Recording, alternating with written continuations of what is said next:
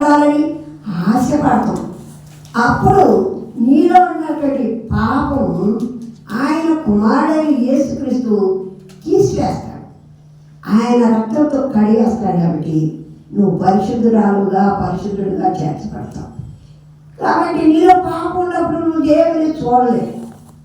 కాబట్టి పరిశుద్ధాత్మతో నింపబడి ఆయన వచ్చినప్పుడు ఆయన ఉన్నట్టుగా ఆయనతో కూడా చనిపోయి ఆయన పరలోకంలో ఎలా ఉన్నాడు, మనం కూడా అలా వెళ్తాం. ఈ దేవుని వాక్యం రాయబడింది. దయచేసి బైబిల్ చదవండి. ఇంకా కాలం సంపన్నమైంది. ఆయన రాకడ సమీపంలో ఉంది. ప్రభు ఎప్పుడు వస్తాడో తెలియదు. మన కళ్ళ ముందు ఎంతమంది చనిపోయారో మనకు తెలియదు. కోట్ల మంది చనిపోయారు. భూకంపాల వల్లే కానీ, తుఫానుల వల్లే కానీ, యుద్ధాల వల్లే కానీ, యాక్సిడెంట్ వల్లే కానీ ఎందరో చనిపోయారు. అయితే నేను ఉన్నావంటే వాళ్ళకంటే మనగాళ్ళు ఏం కావు. వాళ్ళకంటే కూడా ఇంకా హీన స్థితిలో ఉన్నాము.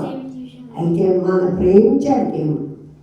మనం ప్రేమించి పరలోకానికి తీసుకెళ్ళడానికి ఆ రక్షణ సువార్తను మన చెవుడికి వినిపిస్తూ మన నోటు ఉంచినందుకు దేవునికి స్తోత్రం చెల్లించుకున్నాం. రేపేం జరిగిందో ఎవరికి తెలియదు.